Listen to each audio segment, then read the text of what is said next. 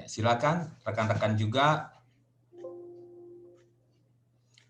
baca sama-sama. Roma 8, 10 sampai 17. Tetapi jika Kristus ada di dalam kamu, ya, maka tubuh memang mati karena dosa, tetapi roh adalah kehidupan oleh karena kebenaran. Ayat 11. Dan jika roh Dia yang telah membangkitkan Yesus dari antara orang mati diam di dalam kamu, maka Ia yang telah membangkitkan Kristus Yesus dari antara orang mati akan menghidupkan juga tubuhmu yang fana itu oleh rohnya yang diam di dalam kamu. Jadi, saudara-saudara, kita adalah orang berhutang, tetapi bukan kepada daging, supaya hidup menurut daging. Sebab jika kamu hidup menurut daging, kamu akan mati. Tetapi jika oleh roh kamu mematikan perbuatan-perbuatan tubuhmu, kamu akan hidup. Semua orang yang dipimpin roh Allah adalah anak Allah. Sebab kamu tidak menerima roh perbudakan yang membuat kamu menjadi takut lagi, tetapi kamu telah menerima roh yang menjadikan kamu anak Allah. Oleh roh itu kita berseru, ya Aba, ya Bapa. Roh itu bersaksi bersama-sama dengan roh kita bahwa kita adalah anak-anak Allah. Dan jika kita adalah anak, maka kita juga adalah ahli waris. Maksudnya, orang-orang yang berhak menerima janji-janji Allah yang akan menerimanya bersama-sama dengan Kristus, yaitu jika kita menderita bersama-sama dengan Dia, supaya kita juga dipermuliakan bersama-sama dengan Dia. Ya, kalau kita lihat, puji nama Tuhan untuk pemberitaan firman ini. Kalau kita lihat yang saya bold, ya, sebenarnya kata kuncinya dari ayat Roma 8 ayat 10 sampai 17 ini adalah roh Kristus, ya, baru roh kita manusia, baru roh itu tinggal di dalam kita dan kita mengalami kehidupan yang merdeka. Ya, sebenarnya kata kuncinya, kata yang sering diucapkan, yang inti dari Roma 8 ayat 10 sampai 12 ini adalah ada Roh Kudus yang ada di dalam kita bersama-sama dengan roh kita bersaksi menjadikan kita anak-anak Allah. Ya, di dalam kita roh itu tidak lagi hinggap tapi di dalam kita bersama-sama dengan kita, dan roh ini bersaksi bersama-sama dengan roh kita, Roh Kudus ini, bahwa kita anak-anak Allah dan kita mengalami kemerdekaan. Ya. Ini yang ingin disampaikan oleh Roma 8, 10 sampai 12. Ini juga nubuatan di zaman Yeskiel. Jadi Roma 8 ini sebenarnya penggenapan dari nubuatan di zaman Yeskiel. Kalau kita baca di Yeskiel 36 ayat 26 dan 27, ya. Di sini Nabi Yeskiel diminta Tuhan untuk berkata-kata, ya, memperkatakan firman Tuhan yang didengarnya. Kamu akan kuberikan hati yang baru dan roh yang baru di dalam batinmu, dan aku akan menjauhkan dari tubuhmu hati yang keras dan kuberikan kepadamu hati yang taat. Rohku akan kuberikan diam di dalam batinmu, dan aku akan membuat kamu hidup menurut segala yang ketetapanku dan tetap berpegang pada peraturan-peraturanku dan melakukannya. Jadi kita ngelihat di sini bahwa di zaman Nabi Yeskiel, firman Tuhan sudah turun apa yang akan terjadi di zaman Perjanjian Baru. Bahwa Tuhan sudah sampaikan bahwa akan kuberikan hati, kuberikan roh yang baru. Jadi sejak zaman Yeskiel, Tuhan sudah mendesain bahwa kita harus pulih secara roh. Ini firman Tuhan, ya. Dan ketika kita pulih, kita memiliki roh yang baru, maka itu menjadi wadah, menjadi tempat komunikasi dengan Roh Kudus. Kita tahu bahwa di zaman Adam, waktu Adam dan Hawa di Taman Eden, iblis menggoda Hawa dan Adam, ya, Tuhan bilang begini kepada Adam dan Hawa, jangan makan buah yang ada di tengah, ya, buah pengetahuan yang baik dan tidak. Karena ketika kamu makannya kamu mati. Kalau kamu melanggarnya kamu mati. Iblis balikkan, kamu tidak sekali-sekali tidak akan mati. Benar, waktu dimakan mereka memang tidak mengalami kematian, tapi apakah firman Tuhan bohong? Tidak. Mereka mengalami kematian apa? Kematian roh. Artinya roh ini adalah alat untuk komunikasi dengan Tuhan. Yohanes 4 ayat 23 bilang penyembah-penyembah yang benar menyembah di dalam roh dan kebenaran. Roh di situ adalah R huruf kecil, roh manusia, menyembah di dalam roh dan kebenaran. Dengan rohlah kita berkomunikasi kepada Tuhan, kepada Allah. Jadi di zaman Yehezkiel, firman Tuhan turun kepada Yehezkiel untuk semua umat manusia, ya, untuk semua umatnya, bahwa akan tiba waktunya kamu akan kuberikan hati yang baru, yang saya bold, roh yang baru. Rohku akan kuberikan diam. Nah, Roh Kudus, Roh Allah akan kuberikan diam di dalam batinmu. Pada saat itu, kalau nabi itu dihinggapin saja rohnya. Roh tidak tinggal di dalam seorang nabi, hanya dihinggapi. Tapi ketika Kristus di atas kayu salib dan kita dipulihkan, maka roh itu tinggal di dalam kita, kita menjadi bait Roh Kudus. Saya lanjutkan. Ya. Dosa penghalang untuk nubuatan Yehezkiel itu, ya, dosa yang menjadi penghalang nubuatan Yehezkiel itu terjadi.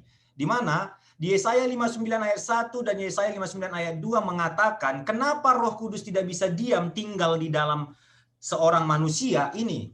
Sesungguhnya tangan Tuhan tidak kurang panjang untuk menyelamatkan dan pendengarannya tidak kurang tajam untuk mendengar, tetapi yang merupakan pemisah antara kamu dan Allahmu ialah segala kejahatanmu, dan yang membuat dia menyembunyikan diri terhadap kamu sehingga tidak mendengar ialah segala dosamu. Jadi kejahatan kita, dosa kita, itulah yang membuat kita menjadi jauh dari Tuhan. Ini yang membuat nubuatan Yehezkiel tadi tidak bisa terjadi pada saat itu. Karena apa? Karena dosa dan kejahatan belum diselesaikan. Dan Kristus, nanti kita tahu bahwa Kristus yang akan menyelesaikan itu. Kristus di atas kayu salib. Keadaan manusia, ya, Alkitab mencatat bahwa semua orang telah berbuat dosa dan telah kehilangan kemuliaan Allah. Alkitab juga mencatat di Mazmur 57 ayat 1, sesungguhnya dalam kesalahan aku diperanakkan, dalam dosa aku dikandung ibuku. Ini keadaan manusia. Alkitab juga mencatat Markus 7 ayat 21 sampai 23, sebab dari dalam, dari hati orang, hati kita semua, timbul segala pikiran jahat, percabulan, pencurian, pembunuhan, perzinahan, keserakahan, kejahatan, kelicikan, hawa nafsu, iri hati, hujat, kesombongan, kebebalan. Semua hal-hal jahat itu timbul dari dalam dan menajiskan orang. Jadi bahkan saya pernah dengar, ya, seorang dosen saya bilang, seorang berkata gini, jangan ajarin anak berbohong. Anak bayi ya, tumbuh besar tidak tahu dia berbohong, dia sudah pasti tidak usah diajari berbohong pun dia bisa berbohong.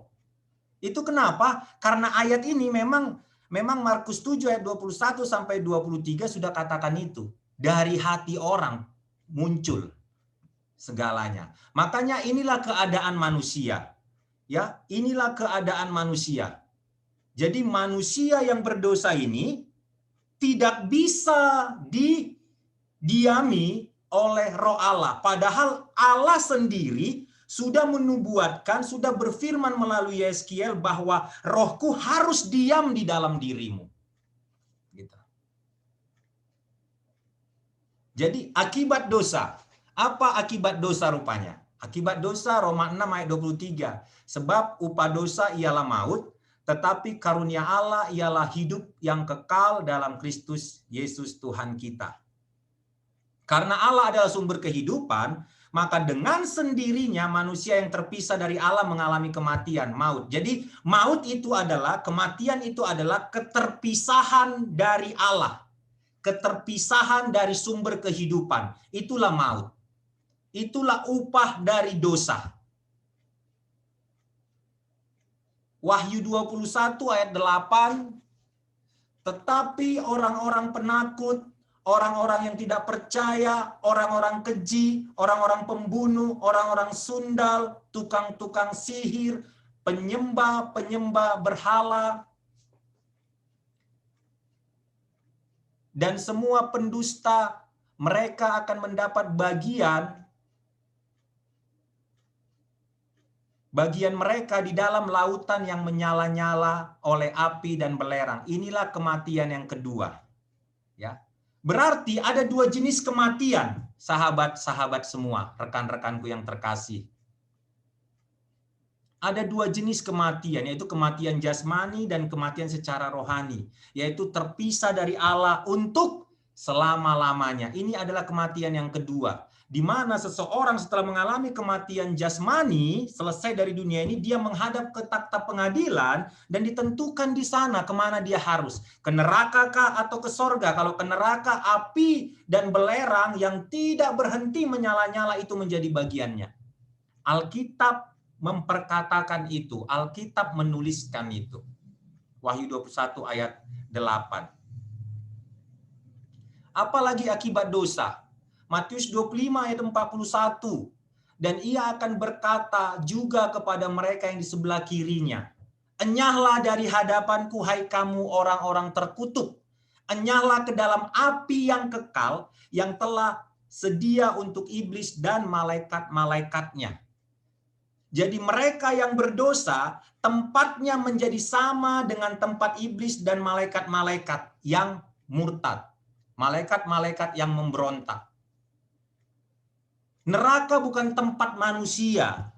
Itu dibuat untuk iblis dan malaikat-malaikatnya. Tapi manusia yang berdosa, yang tidak mau mengalami pertobatan, maka dia disatukan. Seharusnya dia tidak di sana, tapi dia jadi di sana, di tempat iblis dan malaikat-malaikatnya. Dan di sana kekal. Tidak ada orang yang sudah masuk ke neraka bisa berpindah ke sorga seakan-akan bersih lagi. Tidak, neraka bukan tempat pencucian dosa. Sekali ke sana, diputuskan di sana oleh takhta Allah, maka selamanya di sana. Itu Alkitab yang katakan. Ditegaskan di 2 Tesalonika 1 ayat 9. Mereka ini akan menjalani hukuman kebinasaan selama-lamanya. Dijauhkan dari hadirat Tuhan dan dari kemuliaan kekuatannya. Jadi, sangat jelas ditulis bahwa mereka yang sudah masuk ke neraka tidak ada lagi ceritanya untuk bisa pindah ke sorga. Karena Alkitab sudah mencatat hukuman kebinasaan selama-lamanya.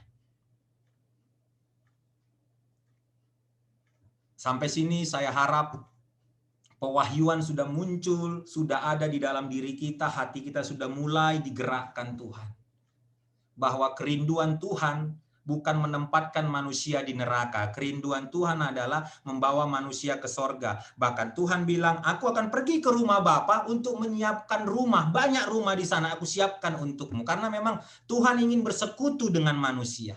Tapi manusia punya kehendak bebas, seperti Adam dan Hawa punya kehendak bebas. Kehendak bebas mereka memilih untuk melanggar perintah Tuhan dan mengikuti perkataan si iblis. Kita semua yang ada di Zoom ini ya punya kehendak bebas, dan kehendak bebas itu sangat dihargai oleh Allah. Dia berikan itu dan dia sangat menghargai itu. Bagaimanakah dia mendapatkan kembali kehendak bebas kita? Dia lakukan dengan kasih, dengan pengorbanan. Ya. Sekarang saya masuk. Ya, kalau akibat dosa seperti ini ada beberapa manusia, ya, beberapa di antara kita mulai mencoba mencari selamat. Ya. Usaha berbuat baik untuk keselamatan. Yesaya 64 ayat 6 bilang, demikianlah kami sekalian seperti seorang najis dan segala kesalahan kami seperti kain kotor. Kami sekalian menjadi layu seperti daun dan kami lenyap oleh kejahatan kami seperti daun dilenyapkan oleh angin. Jadi terlihat bahwa segala kesalahan kami seperti kain kotor. Jadi hal-hal baik hanya untuk mendapatkan keselamatan tidak bisa. Tidak bisa karena apa? Di mata Tuhan, firman Tuhan sampaikan, ya Yesaya 64 ayat 6, segala kesalehan, kebaikan, hal-hal yang baik yang niatnya dilakukan untuk bisa mencapai keselamatan, itu di hadapan Tuhan seperti kain kotor. Usaha yang kedua, manusia berusaha hidup beribadah melalui keagamaan. Tapi Alkitab mencatat di Matius 15 ayat 9, ayat 8 sampai 9, ya, bangsa ini memuliakan aku dengan bibirnya padahal hatinya jauh daripadaku. Percuma mereka beribadah kepadaku sedangkan ajaran yang mereka ajarkan ialah perintah manusia. Yang saya tekankan di sini adalah motivasi untuk ibadah. Sering sekali motivasi kita untuk ibadah supaya diberkati. Kenapa kamu beribadah? Supaya diberkati. Kenapa kamu beribadah? Supaya diberkati, supaya hidupku senang, supaya semuanya berbicara tentang keakuannya terpuaskan. Bahkan ajaran-ajaran dibuat, aturan-aturan ibadah dibuat hanya untuk menyenangkan manusia, bukan Tuhan. Dan hal ini pun gagal. Usaha manusia untuk selamat, harta dan kekayaan. Alkitab juga mencatat, saudara-saudariku terkasih, Matius 16 ayat 26. Apa gunanya seseorang memperoleh seluruh dunia tapi kehilangan nyawanya, dan apakah yang dapat diberikannya sebagai ganti nyawanya? Sekaya-kayanya orang, dia tidak bisa melawan kanker. Nggak bisa dia beli nyawanya. Sekaya-kayanya orang. Tidak ada kekayaan yang bisa membeli damai sejahtera. Karena itu hanya datang dari Tuhan, anugerah. Tidak ada yang bisa membeli keselamatan. Bahkan umur panjang pun nggak bisa dibeli dengan kekayaan. Semua keputusan Tuhan. Kalau kita bilang kita punya kekayaan 1 triliun, bukankah 1 triliun ini berada di dalam dunia, di dalam bumi, yang bumi Tuhan yang ciptakan? Kalau kita punya kekayaan dibilang paling kaya di seluruh dunia ini, bukankah dunia ini juga Tuhan yang ciptakan? Tidak, Alkitab mencatat tidak bisa keselamatan, kemerdekaan, hidup kemerdekaan di dalam Kristus itu dibeli dengan kekayaan.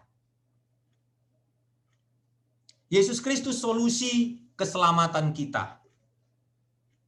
Hanya Yesus. Apa dasar ayatnya? 1 Petrus 3 ayat 18 dituliskan begini, sebab juga Kristus telah mati sekali untuk dosa kita. Ia yang benar untuk orang-orang yang tidak benar, supaya ia membawa kita kepada Allah. Ia yang telah dibunuh dalam keadaannya sebagai manusia, tetapi yang telah dibangkitkan menurut roh. Karya Yesus di atas kayu salib adalah bukti kasih Allah yang terbesar bagi manusia yang berdosa. Jadi, dengan apakah dosa ini dihapuskan?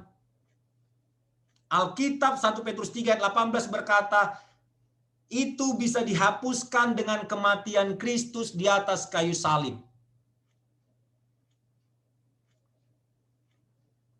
Bagaimanakah kita bisa sampai ke sorga? Bagaimanakah kita bisa menghadap oleh Allah? Bagaimanakah kita bisa masuk dengan berani ke ruang kudusnya Tuhan dan berbicara, berdoa, bertatap muka, tidak diwakili lagi oleh imam? Alkitab mencatat supaya Yesus oleh penumpahan darah, oleh pengorbanannya di atas kayu salib yang baru saja kita peringati, membawa kita kepada Allah. Jadi siapakah yang membawa kita kepada Allah, mendekat kepada Allah? Hanya Kristus. Harta kita tidak bisa, cara ibadah kita tidak bisa. Kesalehan kita tidak bisa. Yang bisa membawa kita masuk, mendekat kepada Allah, bersekutu dengan Allah, satu-satunya hanya Kristus. Maka Yohanes 14 ayat 6 bilang, akulah jalan, kebenaran, dan hidup. Tidak ada yang sampai kepada Bapa kalau tidak melalui Yesus. Iman Kristen tegas mengatakan, keselamatan bukan karena agama, keselamatan karena pribadi Yesus.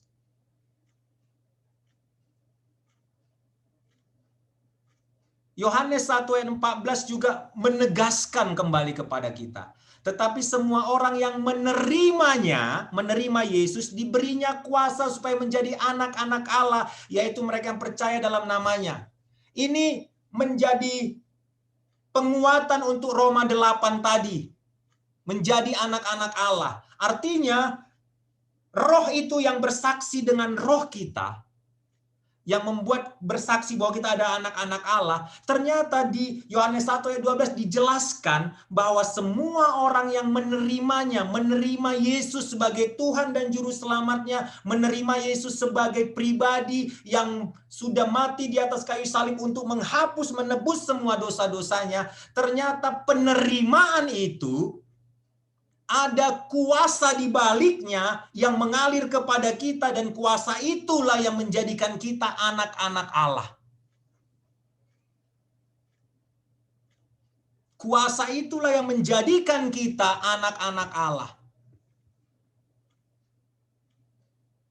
2 Korintus 5 ayat 17. Jadi siapa yang di dalam Kristus?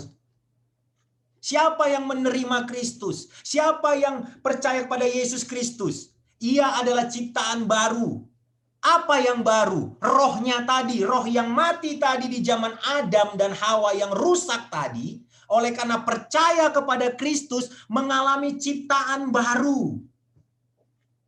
Mengalami pembaruan. Roh inilah yang menjadi wadah, menjadi tempat persekutuan bersama dengan roh Allah. Ciptaan baru, dan kita menjadi bait kudusnya Tuhan. Kita menjadi rumah doa. Yang lama sudah berlalu, sesungguhnya yang baru sudah datang. Yang lama, segala kehidupan yang lama, ketika kamu menerima Yesus sebagai Tuhan dan Juru Selamatmu, maka detik kamu menerima Yesus sebagai Tuhan dan Juru Selamatmu, pandanglah ke masa depan. Yang lama bagaimana? Pak John, yang lama bagaimana? Yang lama, lupakan yang lama. Selesaikan dengan Tuhan dengan pengakuan di hadapannya. Mengaku, membicarakan semua di hadapan Tuhan, lalu lupakan dan pandang yang baru. Kenapa kita harus pandang ke depan? Karena janji Tuhan jelas di Yeremia 29 ayat 11.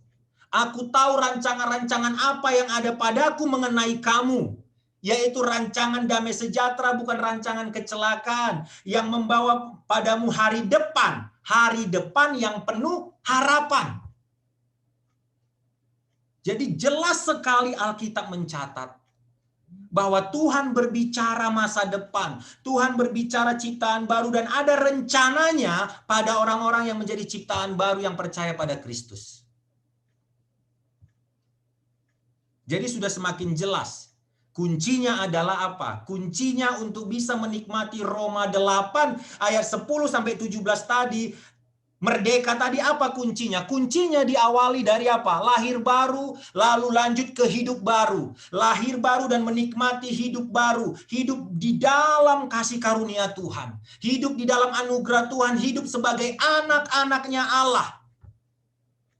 Hidup dengan otoritas sebagai anak. Hidup dengan keyakinan mendapatkan ahli waris. Semua janji-janji Allah kita klaim, kita terima, kita imani, dan kita hidupi.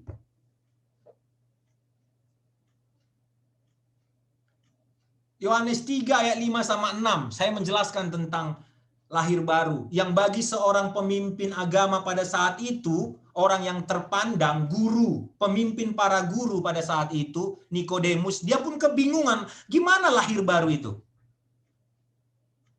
Kalau kita baca Yohanes 3 itu jelas Yesus menjelaskan bahwa seorang Nikodemus sibuk dengan kedagingan bicara lahir secara daging, tapi Yesus membawa dia masuk ke spirit, masuk ke bagian roh, bahwa yang aku maksudkan adalah rohmu. Rohmu yang oleh nenek moyangmu mengalami kematian di Taman Eden. Roh itulah yang sedang aku bicarakan. Roh itulah yang sedang aku perkatakan untuk dilahirkan kembali.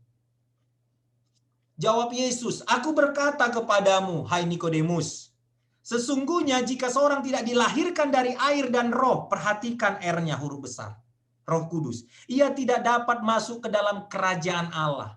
Berarti penting dilahirkan dari air dan roh.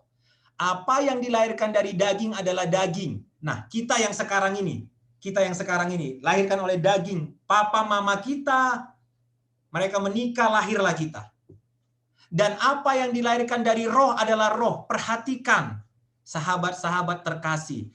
R huruf besar, Roh Kudus melahirkan roh kita. Ketika roh kita dipulihkan, maka Roh Kudus tinggal di dalam kita. Roh Kudus dan roh kita yang ada di dalam kita bersaksi bahwa kita anak-anak Allah. Roh Kudus bersama dengan roh kita bersaksi, roh yang dipulihkan. Bagaimanakah roh dipulihkan? Mengalami kelahiran. Jadi bicara tentang kemerdekaan, itu berbicara tentang kelahiran baru. Setelah kelahiran baru, maka berpindahlah ke langkah berikutnya, hidup baru.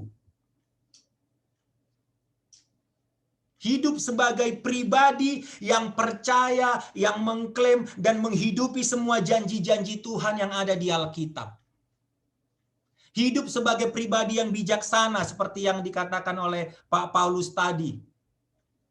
Oleh rohmu, kamu bisa memilih hidup sebagai wanita yang bodoh atau wanita yang bijaksana. Kalau mereka yang tidak mengalami kelahiran baru, mereka tidak bisa memilih ini. Tapi mereka yang mengalami kelahiran baru, mereka diberikan hikmat oleh Roh Kudus, diarahkan oleh Roh Kudus untuk hidup sebagai 5 wanita yang bijaksana.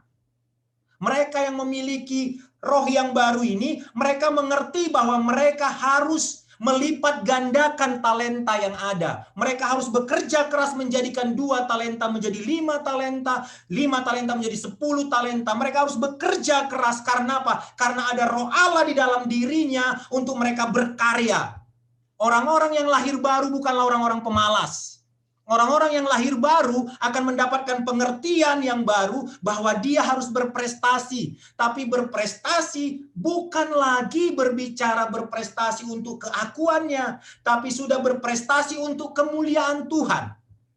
Karena semua kehidupannya sudah mau memuliakan roh yang ada di dalam dia.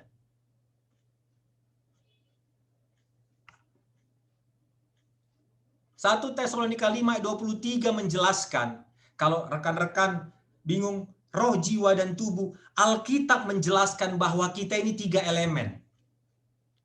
Semoga Allah damai sejahtera menguduskan kamu seluruhnya. Dan semoga, perhatikan, roh, jiwa, dan tubuhmu terpelihara sempurna dengan tidak bercacat pada kedatangan Yesus Kristus Tuhan kita. Artinya fokus kita 3 elemen. Kita ini bukan yang terlihat. Ya. Kita ini bukan yang terlihat, tapi ya kita yang sebenarnya adalah roh, jiwa. Seseorang itu sebenarnya adalah pemikirannya. Bukan tubuhnya yang membuat dia jadi pemenang, tapi pikirannya yang membuat dia jadi lebih dari pemenang. Kalau seseorang mempunyai pikiran, selalu memberi makan pikirannya, rohnya dengan firman Tuhan, dan selalu membaca buku, maka dia menjadi orang-orang yang berbeda. Sekalipun dia cacat secara fisik, tapi dia bisa menjadi bos bagi orang-orang yang normal secara fisik. Kenapa? Karena dia mengerti bahwa yang terpenting dari roh, jiwa, dan tubuh bukanlah yang kelihatan ini, bukan tubuh. Tapi yang terpenting adalah roh, jiwa yang gak kelihatan itu. Roh, jiwa inilah nanti yang ketika kita selesaikan tugas kita di bumi ini, inilah yang menghadap Allah. Inilah yang kekal. Kalau dibilang apa buktinya bahwa kita makhluk kekal? Roh dan jiwa. Ini kekekalan.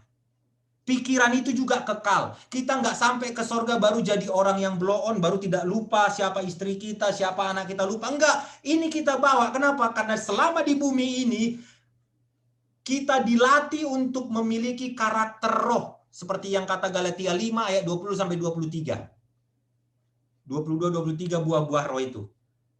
Itu tujuan kita berbuah. Itu gaya kita harusnya berbuah. Kasih, sukacita, damai sejahtera. Ada 9 itu.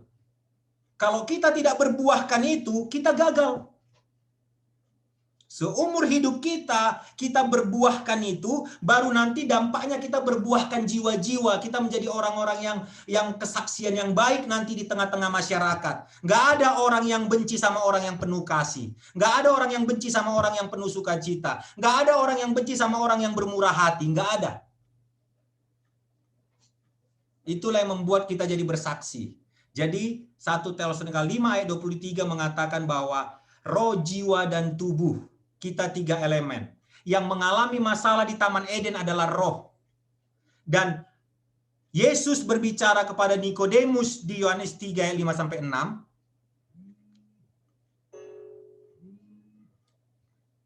Yesus berbicara kepada Nikodemus di Yohanes 3 5-6. Itu jelas Yesus berbicara bagaimana roh dipulihkan.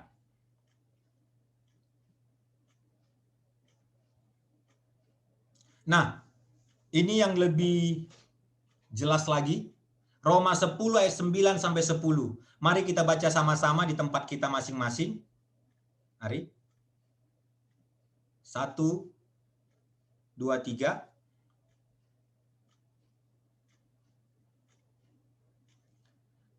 Sebab jika kamu mengaku dengan mulutmu bahwa Yesus adalah Tuhan dan percaya dalam hatimu bahwa Allah telah membangkitkan Dia dari antara orang mati,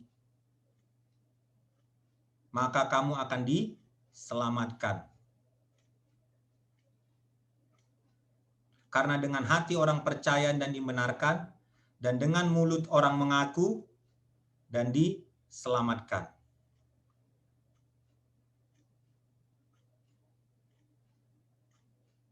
Jadi terlihat di situ bahwa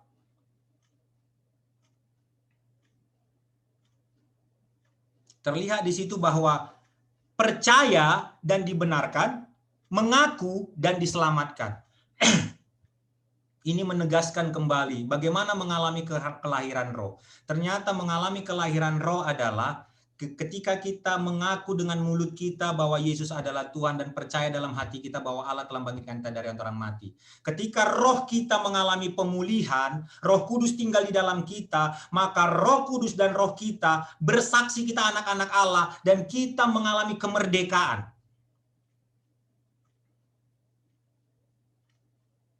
Jadi, dengan apa yang saya jelaskan sebelumnya, maka kita sudah bisa lebih memahami Roma 8 ayat 10-17 ini.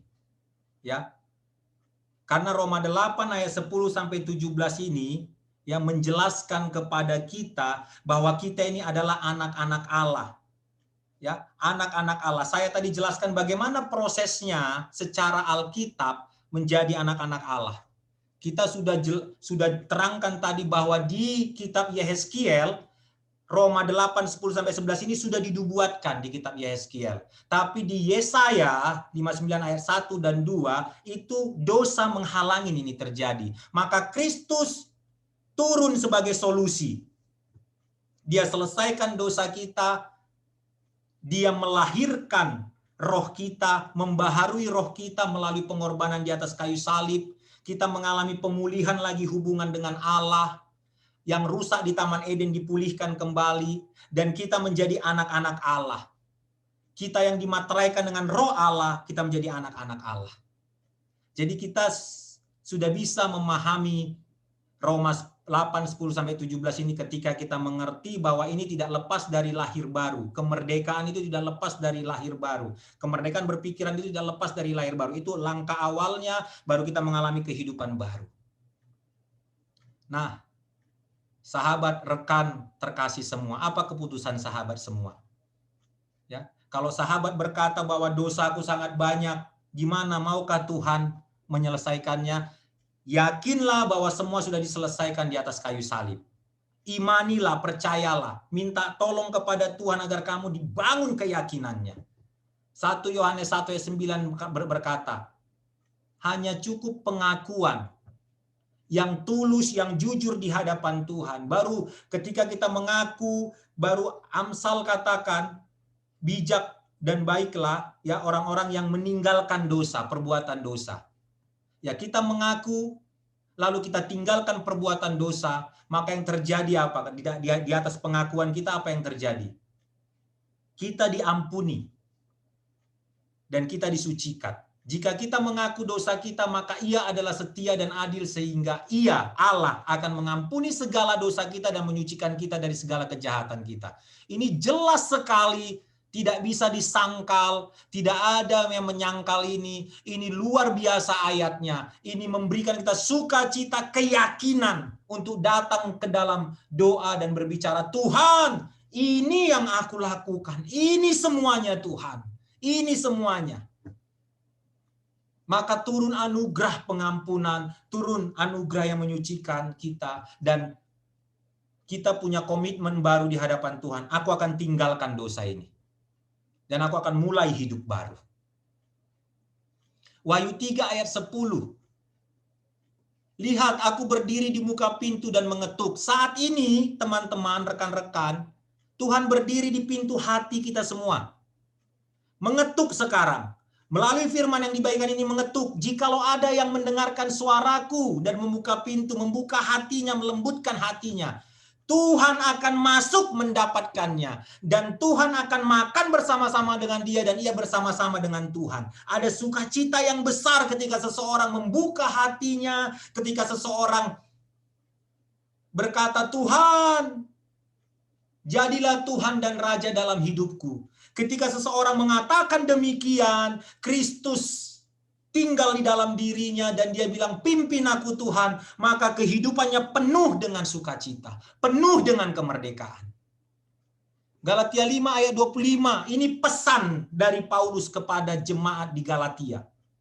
Jikalau kita hidup oleh Roh, jikalau kita mengalami pembaharuan oleh Roh, jikalau roh kita dipulihkan oleh Roh, ingat pesan ini, garis bawahi. Baiklah hidup kita juga dipimpin oleh Roh. Ini nasihat firman Tuhan bagi kita. Kita yang sudah lahir baru selama ini, dulu kita sudah percaya Yesus Kristus sebagai Tuhan dan Juru Selamat, mulai renungkan Galatia 5 ayat 25. Biarlah hidup kita dipimpin oleh Roh, baiklah hidup kita juga dikendalikan oleh Roh Kudus. Kita yang belum mengerti selama ini tentang kekristenan, masih menjadi Kristen karena lahir dari keluarga Kristen atau tidak paham sebenarnya Kristen itu apa, bahkan lebih cenderung tidak mengerti pengorbanan Kristus di atas kayu salib. Kalau saudara-saudariku hari ini, sore ini mendengarkan firman Tuhan ini dan hatimu tersentuh dan engkau mau mengambil keputusan untuk mau mengalami kemerdekaan di dalam Kristus, kemerdekaan hidup, maka rekan-rekanku yang terkasih, bukalah pintu hatimu. Datanglah kepada Tuhan. Ini satu ayat terakhir yang akhir-akhir ini sangat rema bagi saya. Bagi orang-orang yang lahir baru, bagi rekan-rekanku yang selama ini beberapa tahun lalu kita sudah mengambil keputusan. Firman Tuhan ini mengingatkan kita kembali. Galatia 2 ayat 20. Namun aku hidup. Namun seorang John, namun John hidup. Tetapi bukan lagi John sendiri yang hidup. Melainkan Kristus yang hidup di dalam diri John. Dan hidup si John yang dihidupinya sekarang di dalam daging adalah hidup oleh iman kepada anak Allah, kepada Yesus Kristus yang telah mengasihi John dan menyerahkan dirinya untuk John. Ini satu kalimat yang dahsyat sekali. Ini Kalimat yang menjadi energi yang kuat sekali untuk saya berkata, aku ikut Tuhan. Tidak ada yang tidak bisa kulakukan. Kenapa? Karena Kristus di dalamku. Karena Yesus di dalamku. Puji nama Tuhan. Semoga kita mengalami kemerdekaan karena Kristus di dalam kita melalui semua pengertian-pengertian yang kita dapatkan. Mari rekan-rekanku, pemberitaan firman Tuhan sampai di sini. Mari kita berdoa. Tuhan.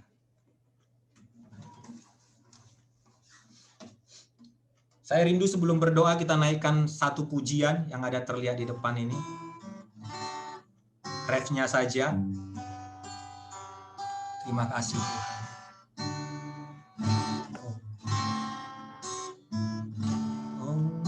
Kuasa darah-Mu, Kau telah tebus dosaku. Kekudusan-Mu melingkupiku. Kasih-Mu mengalir, memulihkan hidupku. Sungguh besar anugerah-Mu, Kau selamatkan hidupku. Ku menjadi ciptaan yang baru oleh kuasa darah-Mu. Mari rekan-rekan, kita renungkan firman Tuhan hari ini. Jika kita selama ini tidak mengerti tentang Kristus, kita hidup sembarangan. Mari kita tundukkan kepala kita. Kita teduhkan hati kita. Kita ingat-ingat kembali apa yang sudah disampaikan sore hari. Jika kita adalah pribadi di mana Tuhan sedang berdiri di muka pintu hati kita, mengetuk pintu hati kita, menyuruh kita untuk mengalami pertobatan. Dulu kita menyala-nyala tapi sekarang tidak lagi. Dan kita diajak untuk menyala-nyala lagi, itu satu sinyal yang baik. Responlah dengan benar di hadapan Tuhan. Bukalah pintu hati kita. Jika ada dosa yang menghalangi kita, mengakulah di hadapan Tuhan. Mengakulah di hadapan Tuhan. Darah Yesus sanggup, cukup untuk menyelesaikan seluruh dosa-dosa kita. Sahabat-sahabat dan rekan-rekan, jika ada yang melihat video ini, yang menyaksikan firman Tuhan ini, engkau yang selama ini tidak mengerti tentang Kristus, tidak mengerti tentang ketuhanannya Kristus, tidak mengerti kenapa Kristus harus mati di atas kayu salib. Tapi sore hari ini menjelang malam, engkau memahami satu hal. Saudara-saudariku tahu bahwa Kristus ternyata mati untuk menebus dosa-dosa rekan-rekan. Untuk membawa kita mendekat kepada Tuhan dan dipulihkan. Untuk menikmati sorga. Maka dimanapun rekan-rekan berada, datanglah kepada Tuhan dan bukalah hatimu. Katakanlah, Tuhan Yesus, ampuni aku. Masuklah ke dalam hatiku ya Roh Kudus. Aku percaya kepada Yesus Kristus sebagai Tuhan dan Juru Selamatku. Yesus yang mati di atas kayu salib untuk menebus dosa-dosaku. Yang menderita untuk menggantikan aku. Dan bangkit pada hari ketiga untuk memberi kemenangan bagiku. Keyakinan bagiku. Katakanlah dengan segenap hati, sahabat semua, datanglah kepada Tuhan. Ketika saya menaikkan pujian ini, datanglah kepada Tuhan. Dosaku, kekudusan-Mu melingkupiku. Kasih-Mu mengalir, memulihkan hidupku.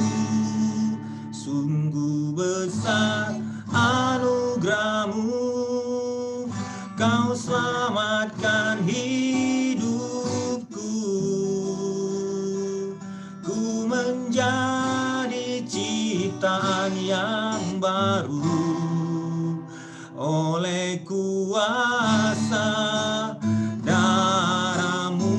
Kita naikkan sekali lagi. Oleh kuasa darah-Mu, Kau telah tebus dosaku. Kekudusan-Mu melingkupiku. Kasih-Mu mengalir memulihkan hidupku. Sungguh besar anugerah-Mu, Kau selamatkan hidupku. Ku menjadi ciptaan yang baru oleh kuasa darah-Mu.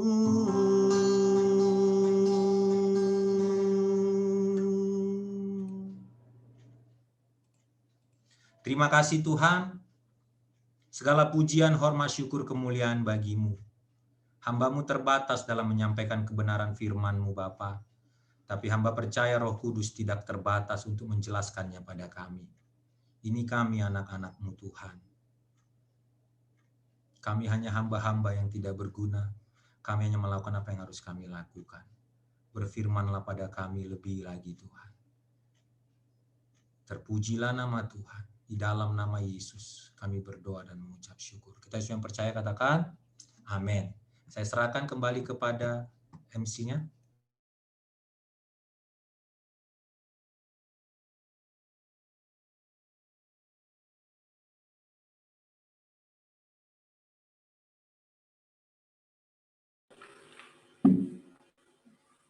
Firman Tuhan telah selesai.